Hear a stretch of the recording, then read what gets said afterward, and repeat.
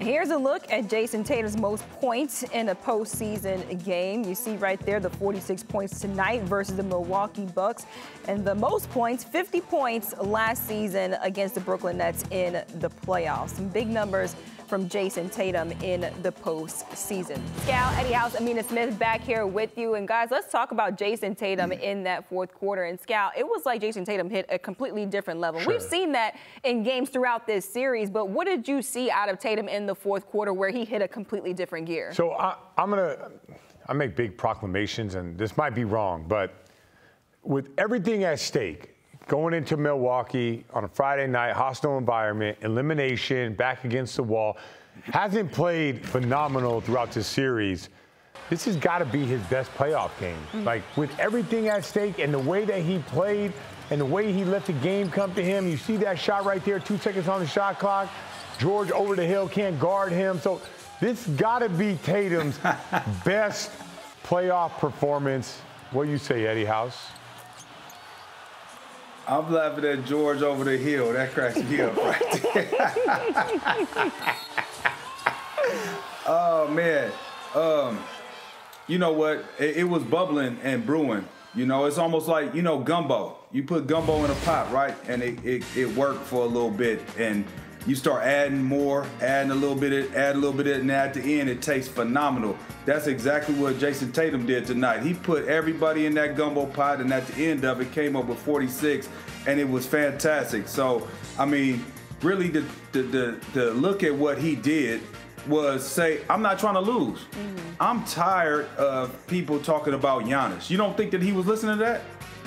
Oh, absolutely. I think Jayson Tatum has definitely heard people talking about Giannis in this series. And I think that really in this postseason, he's really wanting to let people know, hey, look, I'm a superstar and I'm in that conversation as well. And we've seen it in this series. And I think today he didn't force the issue. Like, superstars all have the intent to go out there and get buckets. But we've seen him at times throughout this series, trying to force the issue, take some bad shots, try to find his way. Like, today, he was so much better than anybody on the team that's guarding him, and he was so much better than the team defense of the Milwaukee Bucks, who are all slated to stop him. Today, I just feel like across the board, letting the game come to him with all the pressure, it didn't seem like it bothered him one bit. Never did I feel like the moment was too big for Jayson Tatum. And that's why he's a legendary Celtic. Going on the road in an elimination game and dropping a game like today, that puts you in a different category. And then spinning it forward, Eddie, to Game 7. Now this series comes back to Boston. Jayson Tatum has already done the hard work, excuse me, on the road. And now bringing the series back to Boston, just how are you expecting him to show up in that game? Well, I think he has to not come into the game with pressure on him. I think he has to play the same way, and that's like, I'm reckless. But a controlled recklessness, right? Understanding that I have to be aggressive.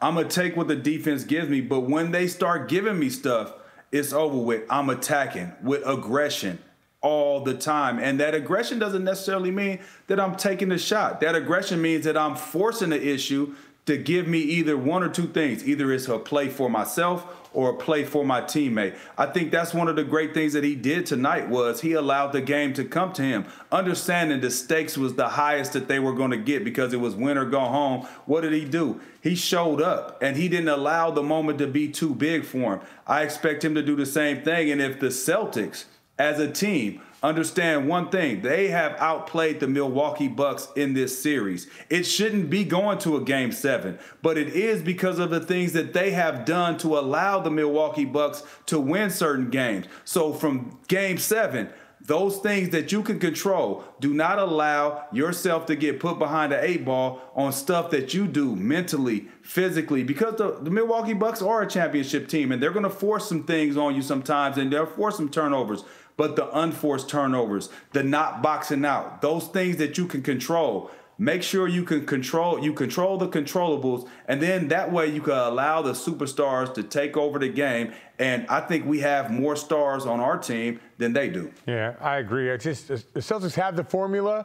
Now it's just a matter. I thought today was the best game. It's close to 48 minutes of playing the right way. They just got to go out there and replicate exactly what they did. And nothing was crazy. It was a lot of singles that led to a lot of good shots that led to 17 three-pointers by the Celtics on the road in Milwaukee.